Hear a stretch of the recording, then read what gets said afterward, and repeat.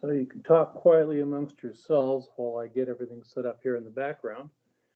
And I'll give you a subject. Rhode Island is neither a road nor an island. Discuss. I'll be with you in just a few minutes.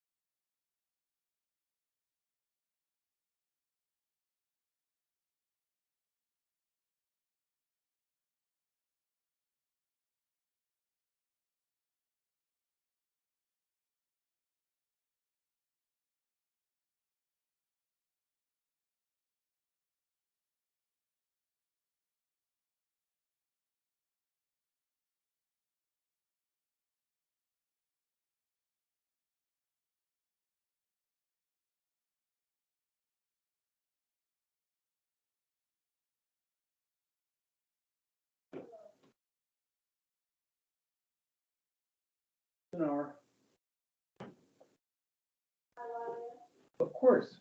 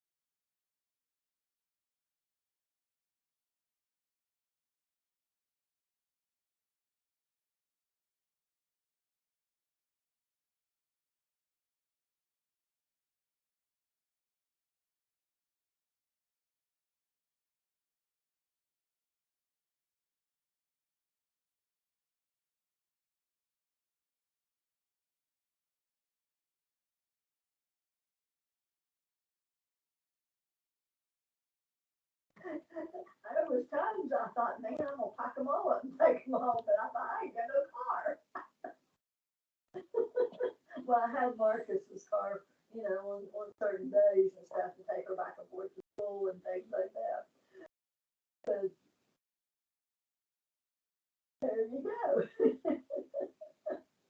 Oh, good. How's your daughter? Good.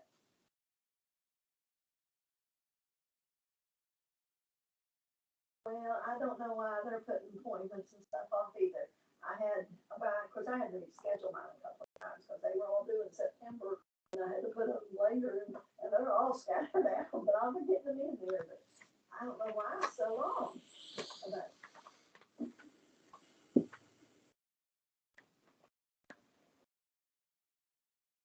immediately, yeah. Sometimes, well, I'm like you. I would figure the sooner the better. Yeah. Well,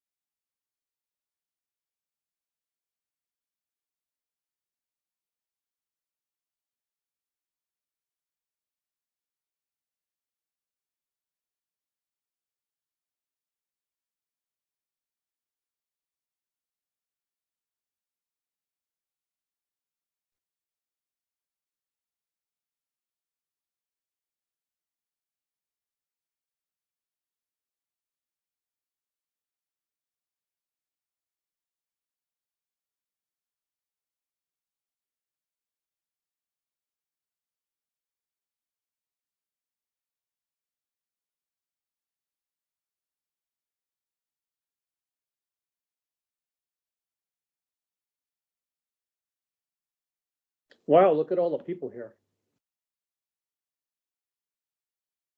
Place is packed.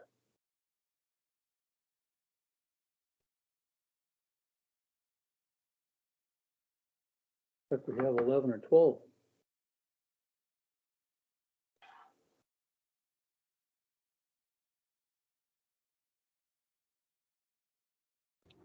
Small but mighty. Yes, indeed. We'll give everybody just about another minute or so to roll on in here, and then we will crank ourselves up.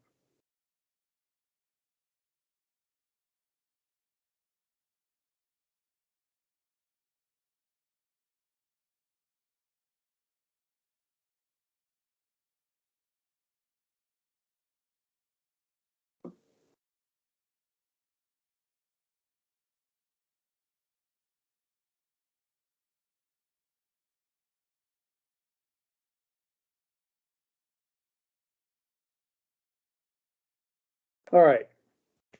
I've got 1:30 on the clock here, so let's get rolling. As opposed to most of the other presentations today, I want to have a little bit of fun with this one. And so actually, I originally had done a bunch of eye candy for you, which I think we'll get to eventually, but not as gracefully as I was going to, because sometime in the last 30 minutes or so, my iPad managed to dump my presentation someplace in the cloud that is unrecoverable. So we'll just press on from there. We can have a lot of fun with this because what I'm basing this on is more than just talking about drones here today.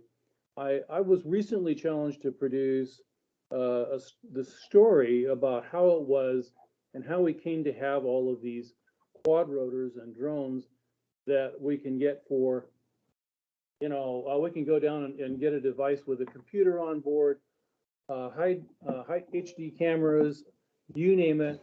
And for, yes, is a question? Okay, getting a little bit of an echo, no problem.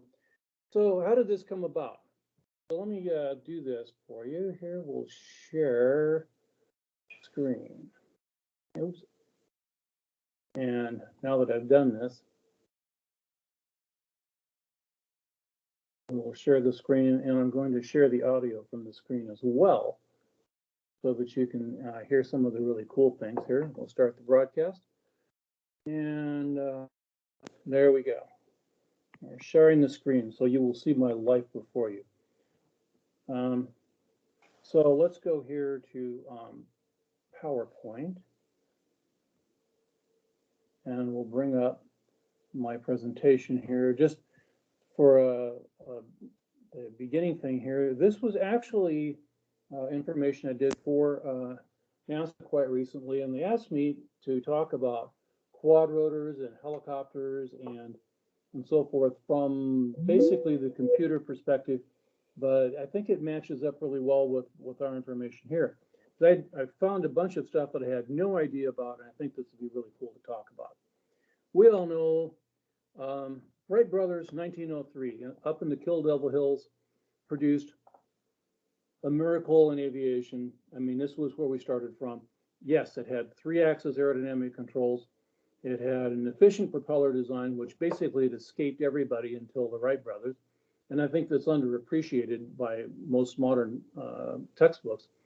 A relatively efficient airfoil design for their mission, but with appalling flying qualities. This was an airplane that could only be flown really by practiced pilots. And everything that I have seen indicates that most modern pilots would not be able to fly the 1903 Flyer.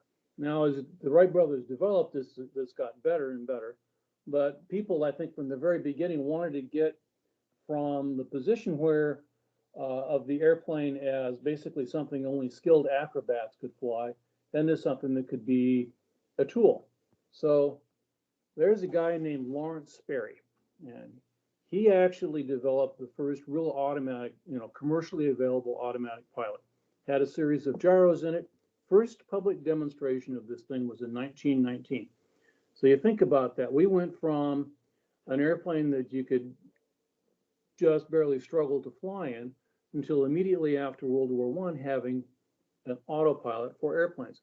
And immediately afterwards, he developed the Curtiss Sperry aerial torpedo, which is effectively a cruise missile, a radio-controlled cruise missile. So things moved very fast in these days. And then I asked myself, well, where did the quadrotor come from? So we went from the idea of an autopilot. So the next thing we need to talk about is a quadrotor. Well, there's a guy named Dr. George Borthesat who flew a quadrotor in 1922. Now, once again, we'll do the numbers. 19 years after the Wright brothers, a guy is flying a manned quadrotor. It had big, rather clumsy blades, and you can see them up there in that image. It was reportedly extremely difficult to fly, and you could probably guess from the blade designs, very inefficient, complicated. They were constantly having breakdowns. They really only got a limited number of good quality flights out of it. Nonetheless, it was a groundbreaker for the whole idea of quadrotors. The idea did not die with George Borthesat. And in fact, back in the 50s, there was an airplane was called the Converta Wings, which was essentially a quadrotor, and the Curtiss CV-7 Flying Jeep, which the Curtiss Aircraft came up with the idea of having something that you could launch, fly, operate as a battlefield flying Jeep. And I think all of these kind of died. For one thing, the flying Jeep design, they realized if it was going to be a frontline steel, it also made a spectacularly attractive target. And because it really didn't have the performance of its contemporary helicopters. So you don't see very much about quadrotors as you do research on these things, other than these airplanes, a few homemade experimentals and so forth. And so it felt like it was an idea that was kind of dying, right? Meanwhile, back at the ranch, the whole principle of the helicopter was developing rapidly. First of all, because we started to develop really good autopilots. The original Sperry autopilot was quite simple. Basically, there were two gyros, a pneumatic system that provided forces onto the control surfaces, and off we went. On the right-hand side, you'll see an image of the cockpit of an SR-71. It was an entirely analog flight control system, but had a great deal of flight management and flight automation functions within it. The SR could largely fly itself for some phases of the mission. But as you can imagine, the complexity, cost, weight, and power is soaring on these things. So what are we going to do about it? In the early 70s, this is in fact my first project out of college, was the NASA F-8 fly-by-wire project, where we installed a fully automatic digital flight control system in an F-8 Crusader. It was not the first digital flight computer to fly in an airplane. It was the first digitally flown airplane. And it turned out to be quite successful. And it's basically the forebear of almost all modern airliners, which the Airbus airplanes are all pretty much fly-by-wire aircraft. The F-16 fly-by-wire aircraft, F-117 fly-by-wire aircraft. This was the beginnings of really a revolution, because you could develop a complex flight control system which did not require excessive maintenance. In fact, the F-16, the original version of the F-16, required a ton of maintenance because of the analog flight control system, and the digital flight control system of that airplane really improved their availability. So now we're seeing, okay, digital flight control systems, digitally flown airplanes. So we're getting pretty close. Now modern aircraft, the F-35 has 8 million lines of C and C++ in it. Just let that sink in, 8 million lines of code. And by the way, there's a ton of code in a G1000 panel. So we aren't immune from that. So then a couple of really cool things. I call this the hobbyist explosion, because up until a certain point, this stuff was all the realm of the unreachable. Nobody could afford to build their own digital fly-by-wire radio control model. We did have radio controlled models, and they did have digital radio systems on it, but the idea of putting a computer into the airplane to fly the airplane, to stabilize the airplane, I never thought of it. Somebody else did. I wish I had. And this all flowed from a really interesting development, which is the powerful and very small and relatively inexpensive microcontrollers. Now, a microcontroller differs from most commercially available systems in that it has the memory, sensors, it has the ability to communicate, all essentially built into the processor itself. They are easily designed and built. You can put them into a very useful system without a ton of interface equipment, because they'll have digital to analog and analog to digital computers, converters built into them. That was my wife dropping our lunch. And all of a sudden it changed everything, because now these things are something we can put into aviation models. The image here in the middle, the Pixhawk 4, is in fact a very commonly used a single-purpose designed microcontroller that we use in a lot of the systems, the older systems. In fact, we have one of those legacy systems here. It's on a Endurance quad rotor, which is a big, clumsy, and awkward thing. But it's really, the cool part about it is that it all runs on an open source software, and you just simply plug the motor controllers and the sensors into the Pixhawk box there, and load up the software and adjust the parameters for it, and it is ready to rock and roll. So this has changed everything. And now I was going to go outside and do a quick demo of one of our quad rotors and show kind of how really interesting the software has become in the Skydio package. It's a very nice package.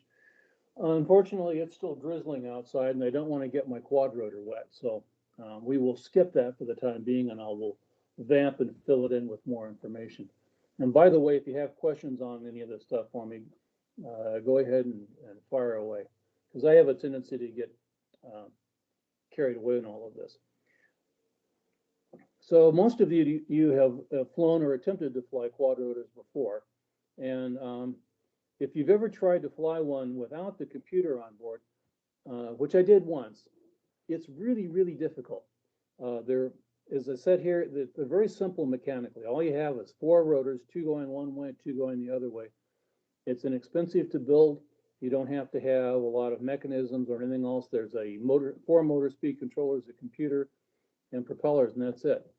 The problem is that they're not particularly linear in response. That is, the thrust produced by any propeller blade, and this includes the propeller on your airplane, is proportional to the RPM squared.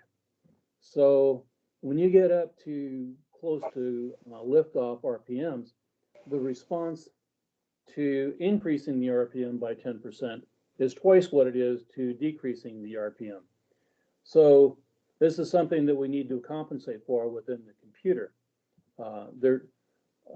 Without doing stuff like that, they're pretty tricky to fly. The other thing is, of course, they're completely neutrally stable. So flying without some sort of a stabilization system is also extremely difficult. And I've got one you can come over and try that doesn't have any automatic controls on it, and you will have a fun afternoon trying to get that thing to stay any place. So what we do is we use feedback. We can take attitude rates, accelerations, and attitudes, and calculate a best estimate of what the aircraft attitudes are. We can couple that with GPS location, and now that we have micro miniature GPS receivers and compasses, so we can tell which way we're pointing. Now we use that in a feedback control system so that the helicopter auto-stabilizes. That is, if it senses that, for example, it's nose high, it will automatically reduce the nose by giving it a pitch rate command to move the nose down.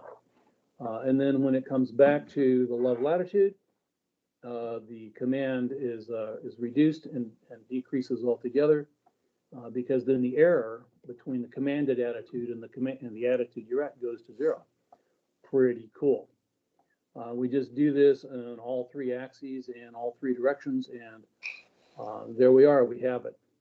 So that's the technical background to it. So why aren't we doing every helicopter in the world as a quad rotor? Well, there are advantages, right? And there are disadvantages to the regular radio control helicopters. By the way, RC helicopters predated the quad rotors by some period of time. In fact, the first radio controlled helicopter I flew was in the mid 80s, which it was a little hard to fly, but not impossible.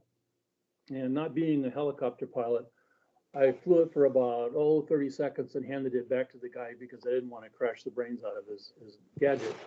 But it turned out to be much easier to build the quad rotors and much less complicated, much cheaper. Mainly because with a traditional rotor control, you have multiple servos, you have mechanical connections. The mechanical connections have slop and give and so forth. The downside is that the rotor inertia for a quad rotor increases with a diameter cubed. And the motor to drive that goes up with the diameter cubed, which means you reach a point where you can't change the speed of that rotor assembly very fast. So there's kind of a limit in the bandwidth control, which means the quality, the accuracy to which it will control its own attitude for larger and larger quad rotors. And this is the thing that Dr. Bortheson ran into, is that it was very difficult to get a relatively fast response out of a big clumsy rotor blade.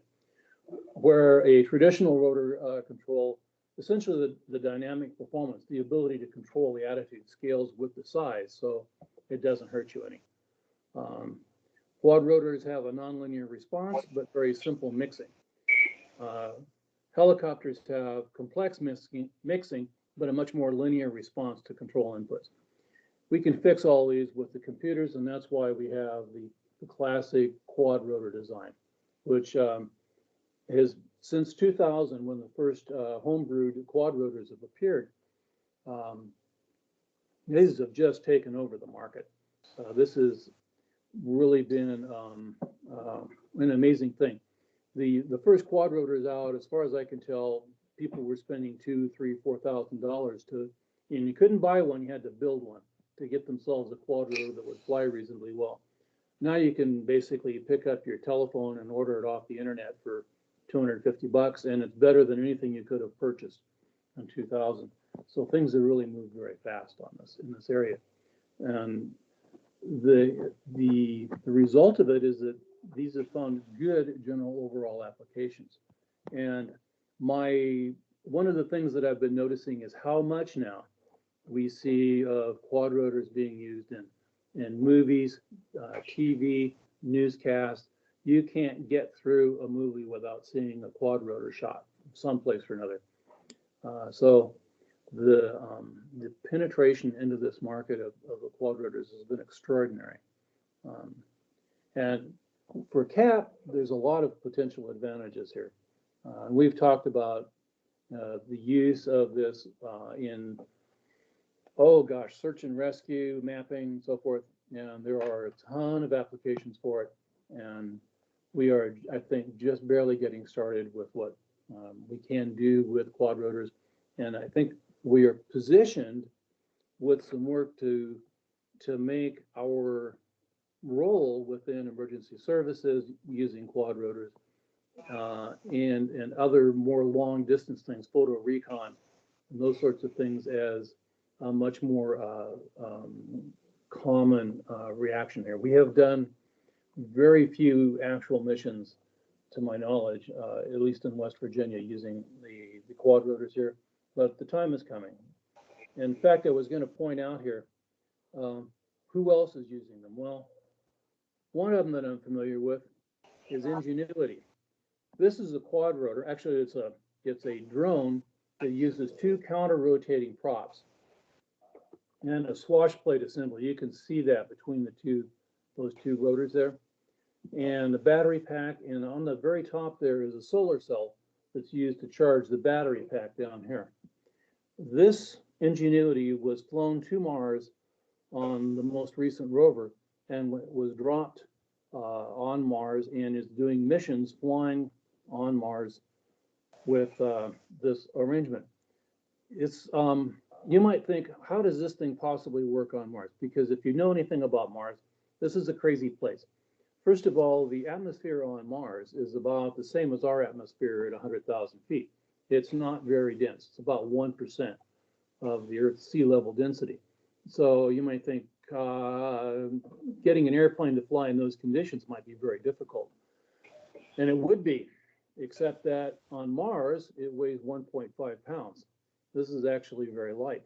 This is 4 pounds on Earth, 1.5 pounds on Mars. So we have a big 4-foot diameter rotor blade lifting a 1.5 pound payload. And sure enough, they dropped the thing on Mars and it worked. It worked really well, in fact. And let me see if I can switch here to YouTube. And here is one of the flights on Mars. This is from the JPL website.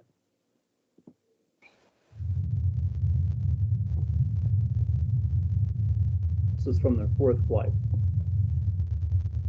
And you'll see that down here in the lower right-hand corner is where Ingenuity is sitting. And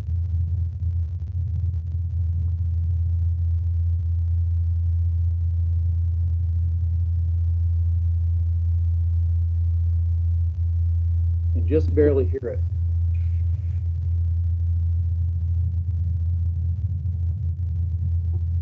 So here we are flying a drone on the surface of Mars. I think that's pretty cool. And if you aren't interested in this as a STEM application, I can't help you out after that.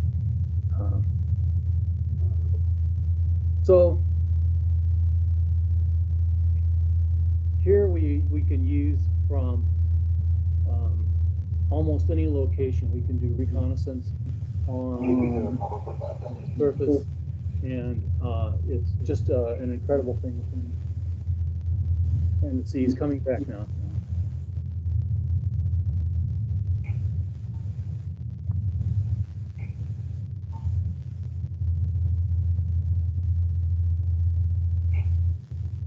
By the way, this rover is one of the first to have sound recording and weather reporting instrumentation, which really adds a lot to the data that we get back from Mars.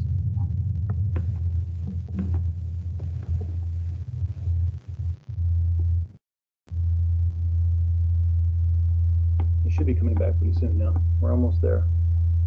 There he's coming back. And go back to hover, right there on the right edge of the screen. Oh, he's almost off the screen, and I'll come back down and land.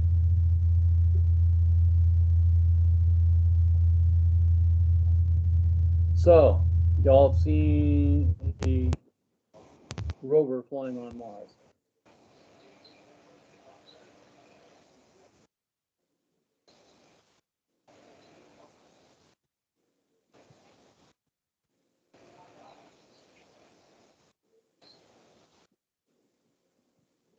So, I was talking about IV&V here, but most of this is still true.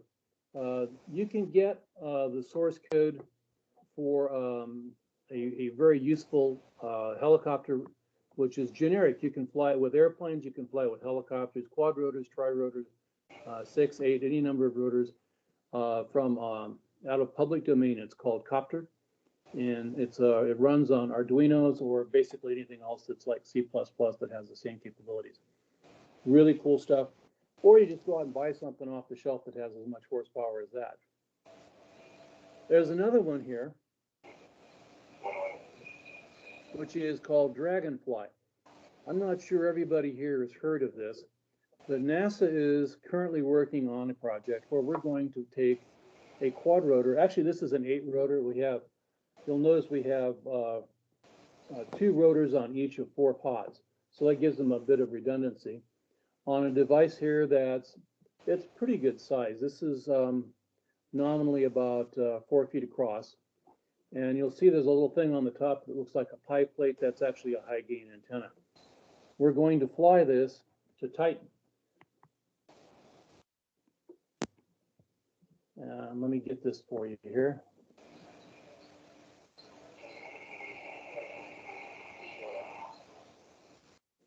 A little search.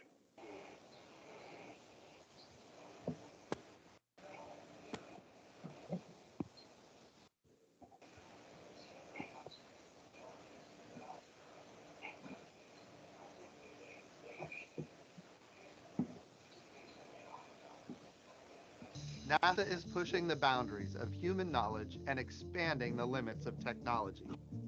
I am proud to announce that our next New Frontiers mission, Dragonfly, will explore Saturn's largest moon, Titan. And here, Dragonfly is released from the re-entry vehicle. Dragonfly will be the first drone lander with the capability to fly over 100 miles through Titan's thick atmosphere. is so different Titan than is anything unlike any other Titan place in our solar is, system and the most comparable to early Earth.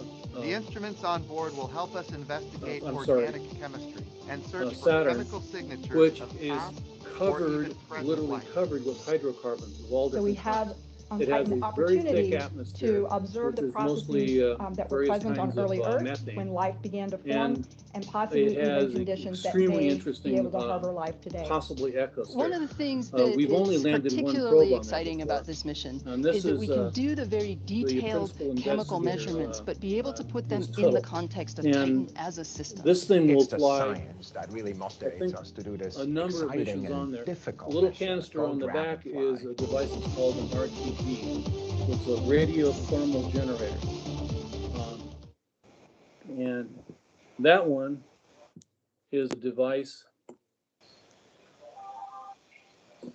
which generates the power using a little tiny chunk of plutonium. So the low density, the dense atmosphere and very low gravity of Titan lets us make a flying mission much more logical, in fact, than the ground mission. Titan also has very low winds on it, so that we can fly quadrotors very nicely up there. And since there's very little, the light levels are low, it's very much further away than Mars, so we can't use the solar cells like we use on Ingenuity. So they use the RTGs to provide the power for it. And by flying its own landing, it has a relatively simple entry-descent landing. Get through the thermal and let down to the surface. So what we have here is basically an interplanetary atomic powered quadrotor. Yeah, run from Earth. And if you want to see a really exciting program, that's it. This is coming soon, probably within another 5 years, I believe, is the current time frame, and it'll be launched probably from the Cape. This is also, by the way, a JPL project. So if you go to www.jpl.nasa.gov, there's a ton of information on how this thing works. And yeah, it works just like the dime store quadrotors that we get around here. Really interesting project. So for me, this is kind of the interesting thing. We go from short hops to flying helicopters on another planet in 120 years. And you know, God only knows what we're going to do in the next 120 years from now. But we're looking down the road at interplanetary helicopters. I think that's one of the coolest things I ever heard of. We went from acrobats, trained acrobats, brilliant pilots, to autonomous robots that will plan and fly their own flights. All we have to do is tell them what we want.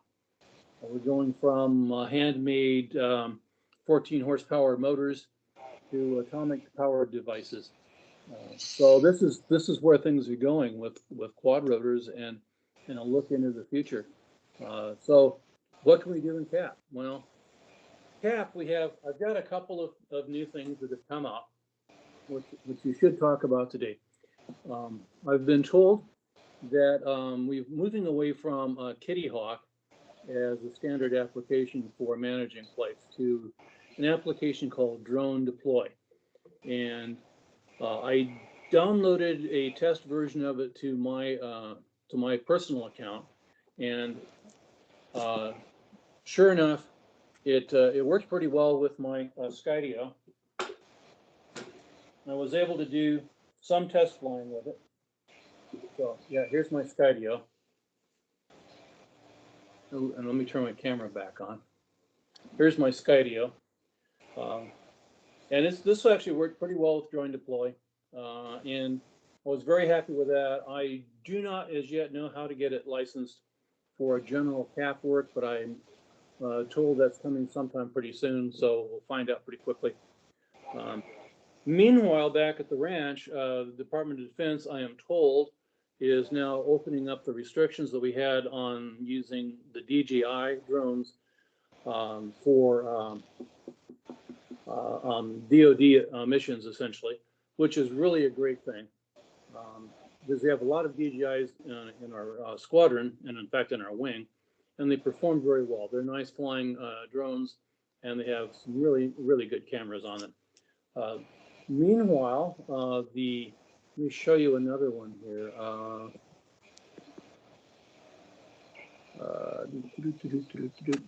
Skydio is shipping a new version of the Skydio, which is called the X2.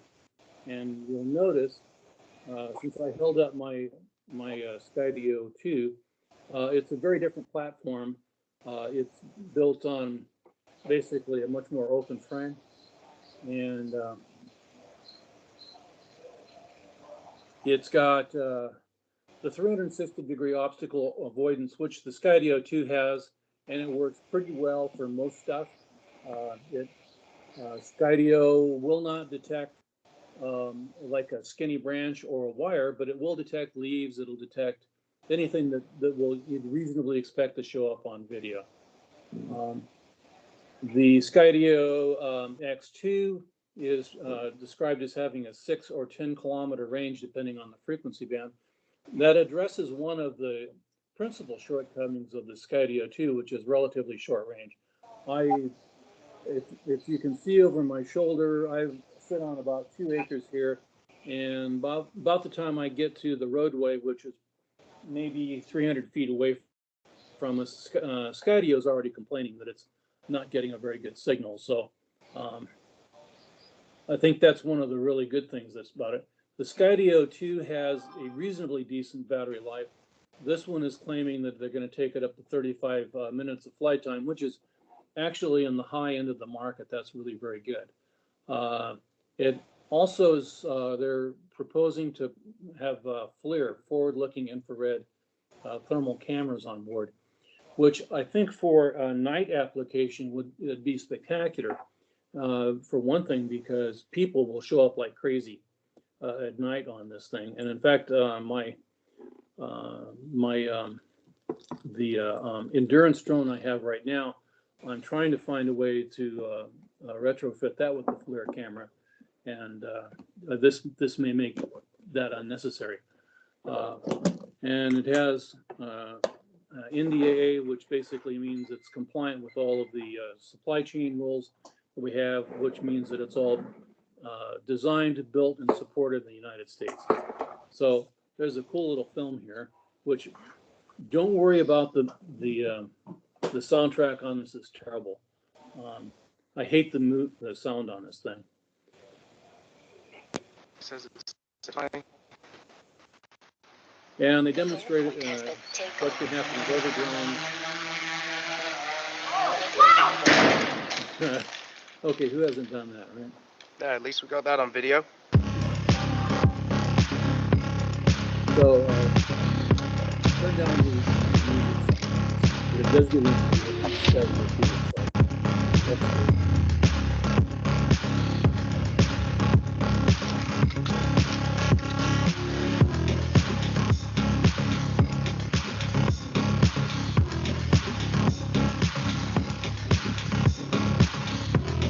I've had very good luck with my Skydio 2, or Skydio 2.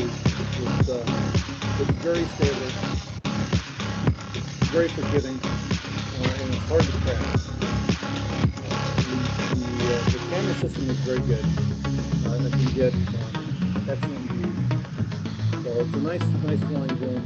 There are people like them that don't like them. Who are doing stuff where you need to get up close and to get a picture of something. To do an inspection or something like that. It's hard to keep because it's very forgiving. If you do not place your shot well. So, and then of course they're adding Skydios as the night flight capability, and flying indoors. In the indoor environments, they use cameras for positioning relative to objects. Yeah, if we ever actually have to go into a house and look at people out there, yeah, we can do that. I think it's pretty practical.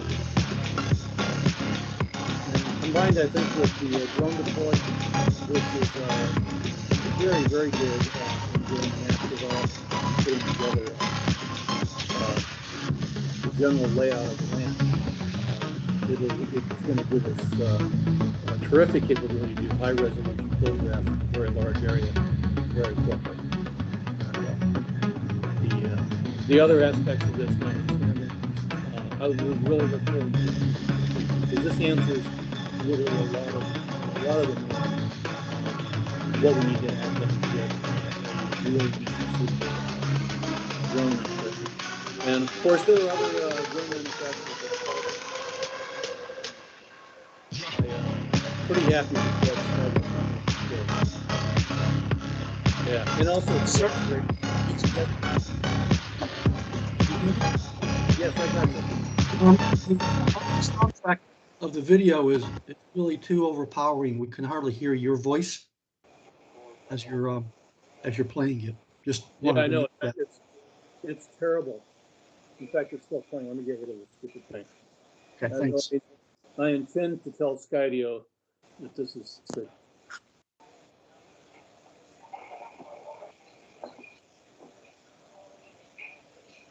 All right, so there we have it. The other one is if is it still making noise? All right. A little bit in the background. Pardon me? Just a little bit in the background, I believe.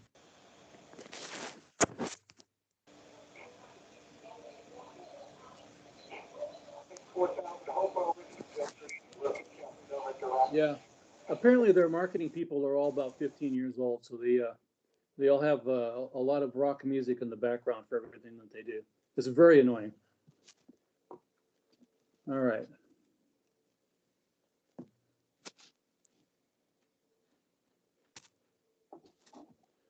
And so let's see, other things that you should know that have come up recently.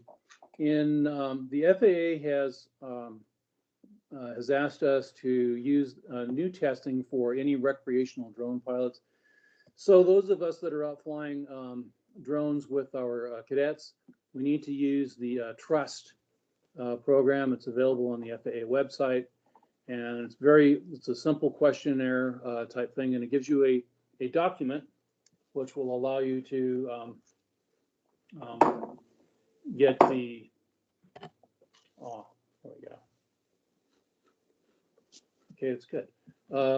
It has a document which will allow you to, well, you're required to carry this thing around with you when you're flying hobby drones or radio control airplanes or anything else, general purpose thing.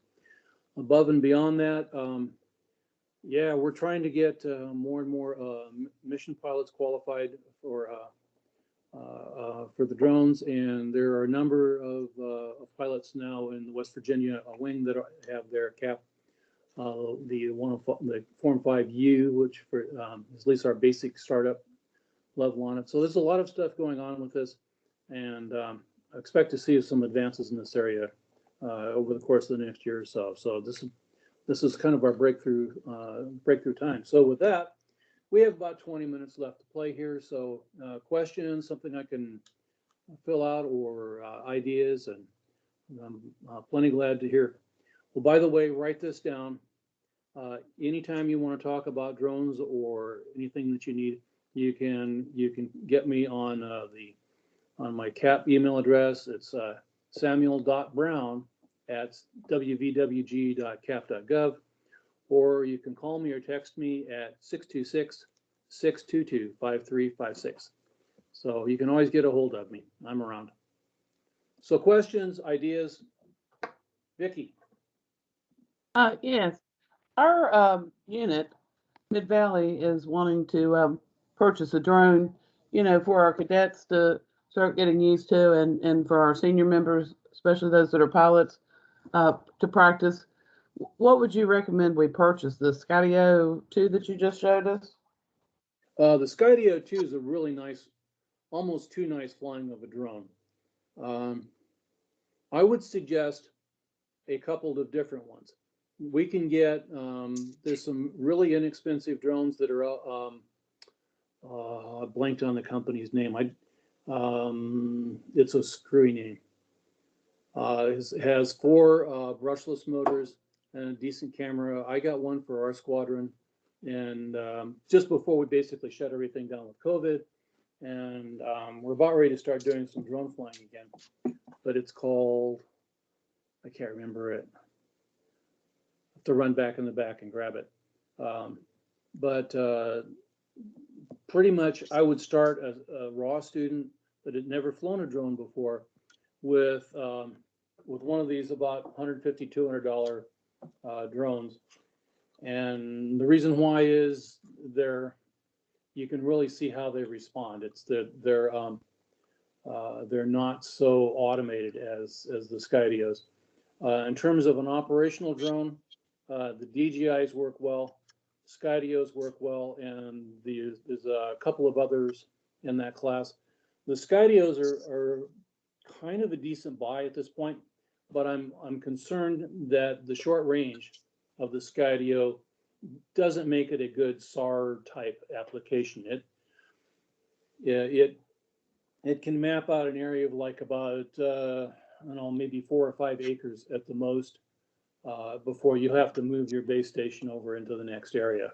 Where I think the next generation, when we get to it, will be much better. The STEM kit drones, by the way, you can get those for free. We got 2 of those. They work for a while. We've just had life expectancy issues with those, and they're really good for about maybe a year or so, and then things keep going on with them. Okay, because we just received a STEM kit drone. Does it work out for you? We just got it. I don't think we've even put it up in the air yet. I know I haven't. That's But yeah. the Hobby Co one. Horizon Hobbies. Pardon? Is it Horizon Hobbies? I don't remember. They're pretty good. Like I said, we had 2 of them. One of them is I'm not calling it dead yet, but it doesn't fly very well at all. And the other one, it's okay still, but we've punished them enough. That's the only way to put it. They have a definite life expectancy. The other ones with the brushless motors, I think, are much better. The brushed motor style drones the motors themselves are more fragile and they're less consistent. Okay, and I was listening to your presentation. The DJIs, we can purchase them. You think that they'll be allowed to be used on missions? That's what I'm told currently. Okay. Should we hold off a little bit to see how that goes? Or the Skydios can be used, correct? Yes. Okay. Okay. Yeah. Thank you. You're welcome. Yeah, Gary. Yeah, Sam, you mentioned there's a new software coming out, and I didn't get that written down. What was that? It's called Drone Deploy. Drone Deploy. That's right. Yeah, and I you have can been go to the using. website. It's now and, off. I'm sorry. And you can get the a trial version of it and see how it all works. It is an end-to-end package. I'm telling you, it's really amazing how much this will do for you, and it has, especially the mapping software part of it, works extremely well, and it's a very tightly integrated outfit. I liked what I saw, and when I get my operational copy of it sometime, I hope soon, I'll be able to tell you an awful lot more about it. Okay, because we got to find something besides Kit. Well, it's now a loft. Used to be Kitty Hawk. Yeah, the Drone Deploy is the replacement, and I think it's a suitable replacement. I just don't have the stuff for it yet. Yeah, I know we were told at our training to use that to get our Lance, but I'm down here at Charleston, Yeager Airport. I have done that five times through Kitty Hawk, and each time it comes back as timed out, no approval. I finally called a control tower to see if there's something else I need to do, and they instructed me to, anytime I want to get that approval, I need to go through the FAA website and not other software. Yeah, that's probably the case. I've never gotten it to give me an approval that way. I always go to the FAA website. Yeah, that's what I've started doing. It's been working out pretty good now. Yeah, absolutely. That's good news. And it's Thank great you, that the control tower is cooperative too.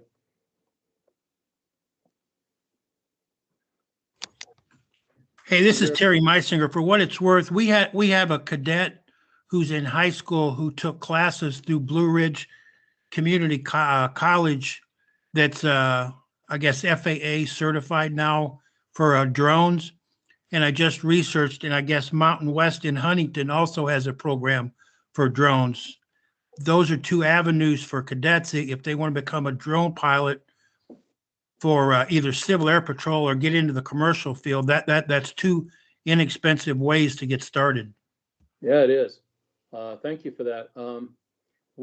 I moonlight at Fairmont State University. I teach ground school there, and we have discussed at length putting a Part 107 program in at Fairmont State University, and so far have not really been able to sell that, but it might happen sometime soon. If you are already a private pilot, getting the Part 107 rating is trivial.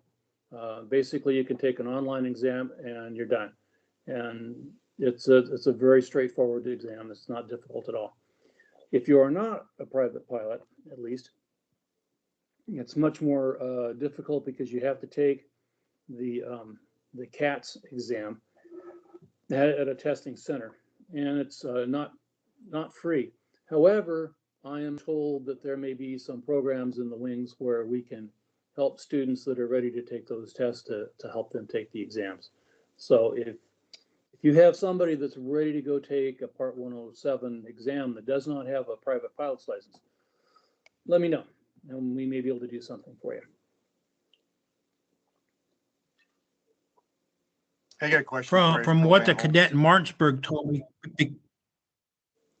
from the cadet that was in Martinsburg told me while she's in high school, she can take the classes through Blue Ridge for $25 a semester hour. That's a great deal for her.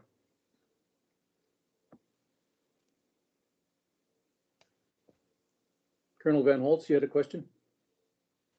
Yeah, that Part 107 course, I took that. I'm an ATP airline pilot, but military pilot now. But I took that course just to see what it was like. It wasn't the best instruction I've ever seen. Usually they're guys that are teaching you that are they've flown as a drone. They've never flown an actual aircraft, so a lot of the terminology they use is incorrect. And it's a good starting point, I guess. I mean, it's kind of a new program, but you can take. I think CAP can probably take that course for free.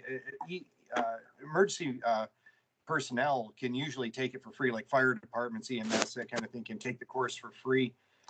They didn't let me take it for free, even being a Title 10 Air Force guy.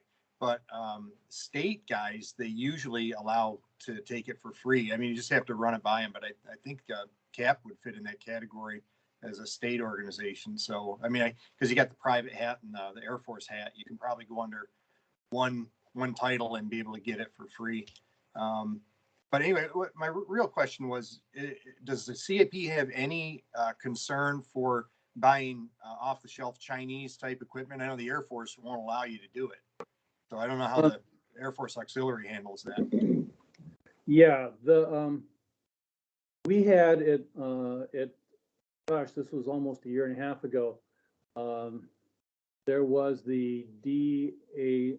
I remember the acronym after a while, but they in fact had put an embargo on purchasing any of the DJIs or the other Chinese manufactured drones.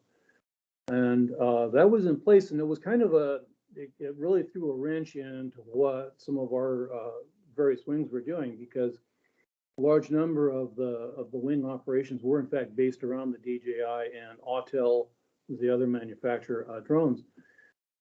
And according to what I've read, literally is about a month ago, there was a memorandum that they were looking at releasing that embargo to some extent, that they had cleared the DJIs at least of having what would you look for,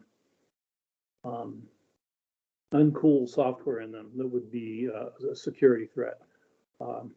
I am still I would prefer to fly an American product with American software and so forth if I had the choice.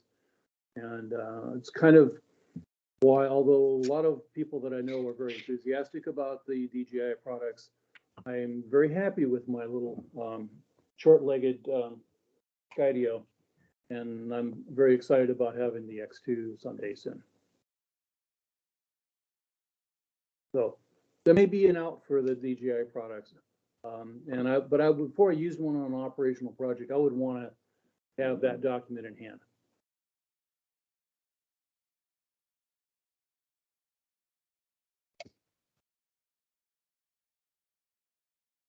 Yes. Ed? Yeah, good afternoon. Great presentation. I'm Colonel Engelovich from North Carolina Wing. And if you don't know one of our folks, Colonel Larry Ragland, you might want to connect with him. He's kind of our resident expert on SUAS/drones.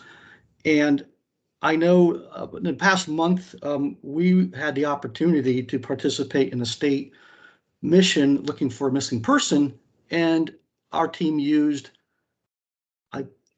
it was not one of the CAP National Headquarters DoD approved drone. It was a drone that our team had purchased. I can't remember if it was Skydio. It may have been. But what we found when we do use the non-CAP DoD approved drone, the way you handle the sorties in Wimmers is really critical. Because, and I won't get into the details here, but it was a lesson learned for us using the drone for an actual and real mission. And the good news is the person was actually found, and there was a find and save. But the more important thing is the lesson learned we had about using Wimmers when we use a drone for a real mission. There's some nuances that need to be looked at, but you can, my understanding, you can and we have used the non-DoD approved drone for a real mission. We have one on the scoreboard. We used it one time, and it was authorized by national headquarters. But there's nuances on how you complete the Wimmers, the sorties and Wimmers, just as a point. Again, Colonel Larry Ragland, if you don't know him, I can send you his email address, but I'm sure anyone with the ability to look at other wings has that ability to look him up. He's also one of our Board of Governors members too. So Very good. Okay, thank you. Yeah, we did our original work here with some volunteers from Pennsylvania Wing, and they were instrumental in us getting even a toehold on the use of the drones. We did, thank you for pointing that out, see the difference in Wimmers about how you handled the corporate drones versus the private owned drones. But yeah, it's still kind of, for us, we're really very much in the infancy of this process. So any lessons learned, I appreciate it. Thank you. Sure, thank you.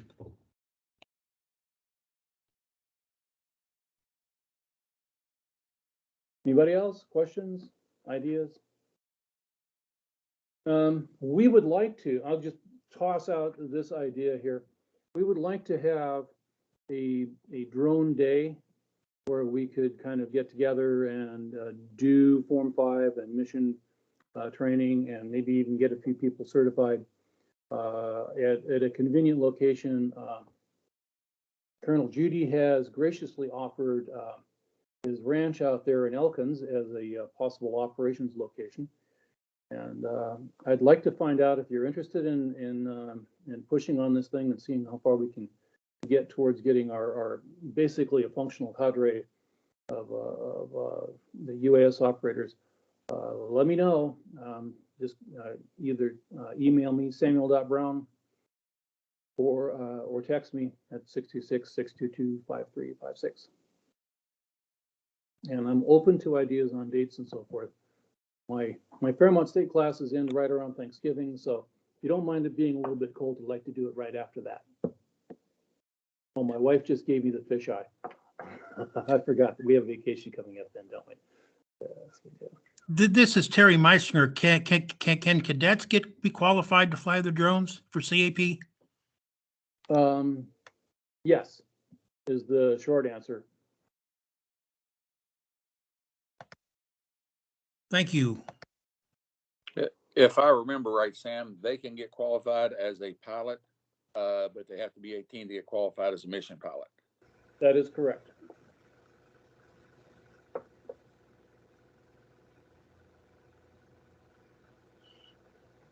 I thought a cadet over the age of 16 could be a mission pilot because he can complete the 107. The 107 allows you to be a pilot. The mission pilot is more detailed, great deal more detailed. Yeah, So are there 2 or 3 ratings for drones on the SQTR? well, actually, there's a number of them. There's pilot, mission pilot, instructor pilot, and chuck pilot. And On the SQ technician. Oh, yeah.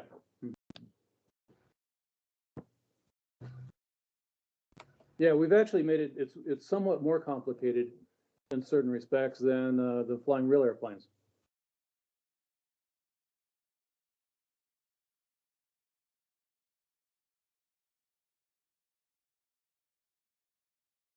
Well, we're coming down to the 2-minute warning here, so any other things coming up? Could you say again, sir, your phone number? 626-622-5356.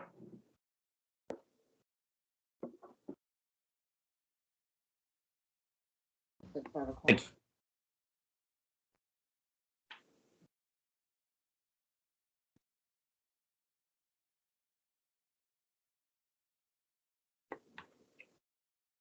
Anything else?